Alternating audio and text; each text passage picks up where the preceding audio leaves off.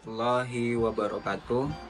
Kali ini kelompok 7 akan membawakan materi mengenai perencanaan dan persiapan yang membantu membangun nilai.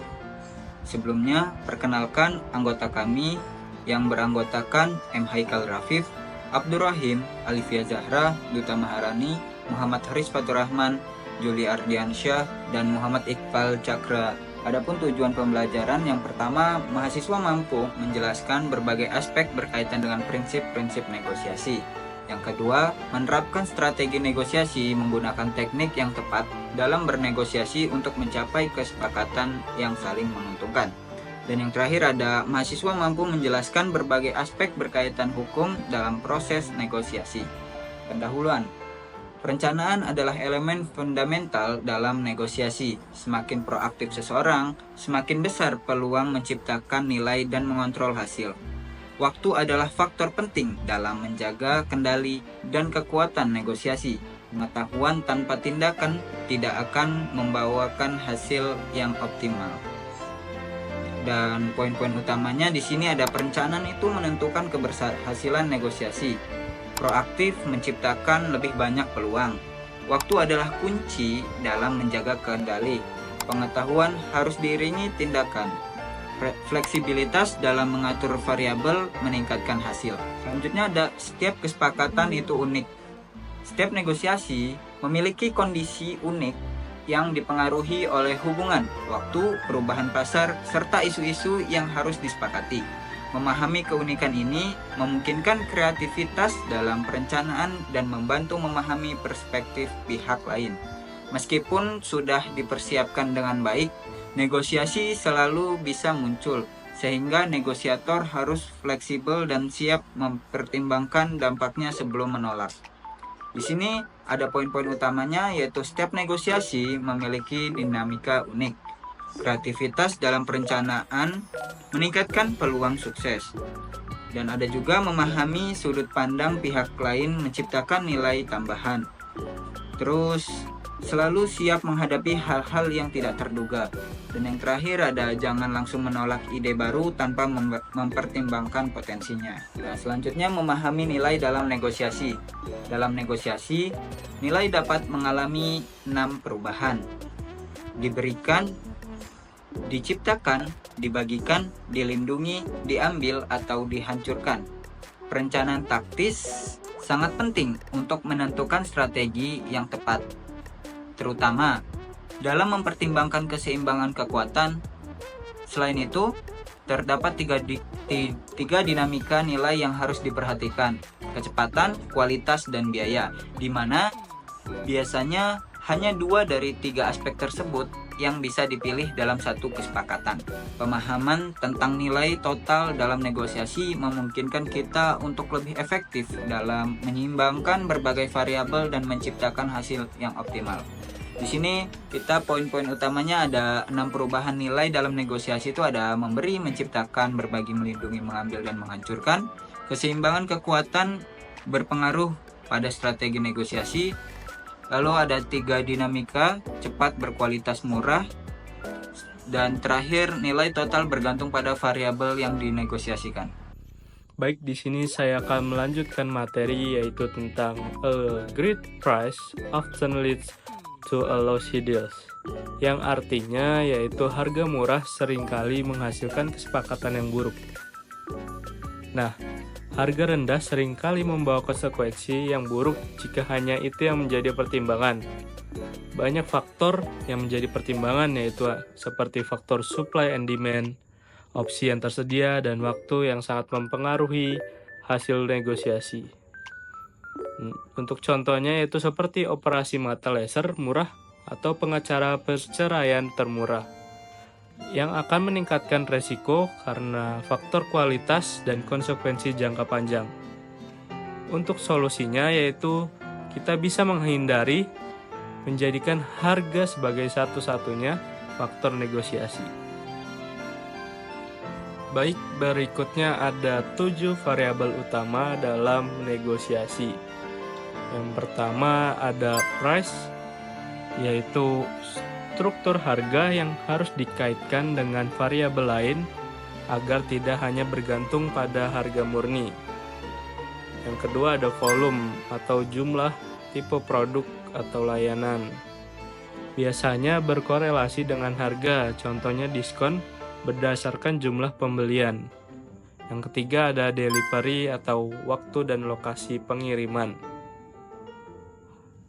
Hal ini harus mencakup penalti dan kompensasi jika terjadi keterlambatan. Contohnya di industri konstruksi, kontraktor harus menyelesaikan proyek tepat waktu agar subkontraktor lain dapat bekerja. Yang keempat ada kontrak period atau durasi kontrak. Kontrak jangka panjang lebih memberikan kepastian dan keamanan dibandingkan kontrak pendek. Perlu ada klausul terminasi dan perpanjangan yang jelas. Baik, berikutnya yang kelima ada payment terms atau ketentuan pembayaran. Biasanya mencakup uang muka, pembayaran bertahap, penalti keterlambatan, dan skema kredit. Hal ini memastikan keseimbangan antara arus kas dan resiko. Yang keenam ada specification atau spesifikasi produk dan layanan. Menentukan kualitas produk, fitur tambahan, dan faktor pendukung lain yang mempengaruhi harga. Contohnya di industri manufaktur, pesawat memiliki ribuan spesifikasi yang mempengaruhi harga akhir.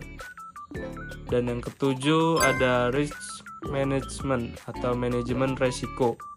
Siapa yang bertanggung jawab jika terjadi deviasi atau pelanggaran kesepakatan, dan resiko harus dinegosiasikan untuk mengurangi ketidakpastian bagi kedua belah pihak. Selanjutnya ada risiko sebagai hal yang dapat dinegosiasikan. Risiko dalam negosiasi bukan hal yang tetap, melainkan dapat dinegosiasikan. Perubahan adalah konstan, dan risiko yang ditimbulkan oleh perubahan tersebut harus dipertimbangkan dalam setiap kesepakatan. Nilai perlindungan terhadap risiko dan biaya ketidaknyamanan bervariasi tergantung pada keadaan. Negosiator kreatif dapat menggunakan fleksibilitas dan kenyamanan untuk menciptakan nilai tambah. Asuransi juga dapat digunakan untuk mengurangi risiko dan mengatasi ketidakpastian. Intinya, risiko harus diakui, diukur, dan dikelola melalui negosiasi yang cermat. Selanjutnya, melindungi nilai. Lindungi nilai perjanjian dengan mengidentifikasi dan mengelola risiko. Pastikan kontrak mencakup perlindungan jika terjadi pelanggaran persyaratan seperti pengiriman atau pembayaran. Risiko bisa beragam dan sering diabaikan, namun dampaknya bisa signifikan. Jangan abaikan risiko dan gunakan negosiasi kreatif untuk menukarnya. Perlakuan risiko sebagai hal yang nyata dan terdefinisi seperti yang dilakukan perusahaan asuransi. Selanjutnya ada akuntabilitas. Akuntabilitas risiko melibatkan penentuan siapa yang bertanggung jawab dan bagaimana risiko akan dikompensasi. Sikap terhadap risiko dipengaruhi pengalaman masa lalu dan nilai yang diberikan pada perlindungan. Jaminan, seperti pada pembelian mobil bekas, memberikan kepastian dengan premi yang dibayar. Interpretasi risiko berbeda antar pihak, tergantung pada keadaan dan pengambilan keputusan masing-masing. Selanjutnya ada risiko berbeda bagi orang yang berbeda. Risiko bersifat subjektif dan bervariasi antar individu dan industri. Penilaian risiko dipengaruhi oleh faktor seperti kepentingan strategis, potensi imbalan, dan pengalaman masa lalu. Risiko perlu dikenali, dipahami, dan dikelola secara objektif. Dalam negosiasi, penting untuk memahami perspektif risiko pihak lain dan menetapkan batasan yang jelas. Setiap situasi unik dan memerlukan penilaian yang disesuaikan. Selanjutnya ada mengelola kepatuhan dan kinerja. Kelola risiko dengan menetapkan konsekuensi atas ketidakpatuhan dan perubahan kinerja. Gunakan pertanyaan, apa yang akan terjadi jika, untuk mengidentifikasi potensi risiko seperti keterlambatan atau perubahan spesifikasi dan lain-lain. Pastikan perjanjian mencakup perlindungan terhadap risiko dua arah ini dan jadikan bagian ini agenda dari negosiasi. Baik, yang terakhir ada persiapan untuk mengelola kompleksitas. Jadi, kelola kompleksitas negosiasi dengan mempersiapkan perubahan yang tak terduga. Kesepakatan berubah seiring proposal baru muncul, seperti contohnya pasir bergeser. Fokus pada variabel spesifik sambil menjaga gambaran besar dan nilai total. Pertimbangkan faktor di luar kendali yang dapat memengaruhi perjanjian, seperti keadaan yang menyebabkan keterlambatan. Selanjutnya adalah preparing to manage. Pitching and negotiation membahas persiapan yang harus dilakukan sebelum melakukan presentasi bisnis atau pitching dan proses negosiasi yang efektif. Berikut adalah penjelasannya. Yang pertama adalah pitching atau presentasi bisnis. Pitching adalah proses menyampaikan ide atau produk kepada investor, mitra bisnis, atau calon pelanggan untuk mendapatkan dukungan, investasi, atau kerjasama. Persiapan pitching. Yang pertama, memahami audiens. Kenali siapa yang akan mendengar pitch Anda, investor, klien, atau mitra. Memahami apa yang mereka butuhkan dan harapkan. Yang kedua, membuat pitch deck yang menarik. Tentukan masalah, solusi, business model, verification, validation, team, call action. Yang ketiga, latihan presentasi. Gunakan bahasa yang jelas, singkat, dan menarik. Latihan berbicara dengan percaya diri dan ekspresi yang sangat meyakinkan. Bersiap untuk menjawab pertanyaan dari audiens. Yang kedua, negotiation atau negosiasi. Negosiasi adalah proses diskusi antara kedua belah pihak atau lebih untuk mencapaikan kesepakatan yang menguntungkan semua pihak. Persiapan sebelum negosiasi. Yang pertama, menentukan tujuan. 2. Melakukan riset. 3. Menyiapkan alternatif. Alternatif terbaik jika negosiasi tersebut tidak dapat berhasil. Yang keempat adalah menyusun strategi negosiasi. Teknik negosiasi yang efektif. Yang pertama, dengarkan lawan bicara dengan baik sebelum menanggapi. Yang kedua, menyesuaikan gaya komunikasi dengan lawan bicara agar lebih akrab. Yang ketiga, pahami kebutuhan pihak lain dan berikan solusi yang menguntungkan. Yang keempat, gunakan data, fakta, dan argumen logis untuk mendukung penawaran. Selanjutnya yaitu perencanaan dengan praktis. Perencanaan yang matang merupakan fondasi dalam mencapai kesepakatan yang sukses. Dalam negosiasi, memiliki pemahaman yang sama mengenai bahasa dan pendekatan yang digunakan sangat penting untuk menjaga konsistensi dan mencegah miskomunikasi. Ketika semua anggota tim sudah siap dan memahami strategi yang akan digunakan, proses negosiasi menjadi lebih lancar dan lebih terarah. Salah satu aspek penting dalam perencanaan negosiasi adalah memahami apa yang sebenarnya dibutuhkan atau dihargai oleh pihak lawan. Ini memungkinkan kita untuk menawarkan solusi yang relevan dan menarik bagi mereka, bukan hanya fokus pada kepentingan kita sendiri. Contohnya, sebuah toko grosir sedang bernegosiasi dengan pemasok. Awalnya, toko tersebut meminta harga lebih murah, tetapi setelah berbicara lebih lanjut, ternyata yang mereka khawatirkan adalah stok barang yang sering habis saat musim ramai. Jadi, yang sebenarnya mereka butuhkan bukan hanya harga murah, tapi juga jaminan ketersediaan barang saat musim ramai. Agar negosiasi berjalan lancar dan terstruktur, berbagai alat perencanaan dapat digunakan. Yang pertama ada trade storming. Mirip seperti brainstorming, tapi khusus untuk menemukan isu-isu penting yang relevan dalam negosiasi. Dengan cara mengidentifikasi variabel yang bisa dinegosiasikan, serta hubungan antar variabel tersebut. Contohnya, saat negosiasi dapat membahas soal harga, waktu pengiriman, cara pembayaran, bonus pembelian, atau layanan tambahan. Tujuannya agar kita punya banyak pilihan untuk ditawarkan dan tidak terpaku pada satu hal saja. Yang kedua ada trade surveyor. Alat ini membantu mencari hal-hal yang sangat dihargai oleh pihak lain, tetapi tidak terlalu berat untuk kita berikan.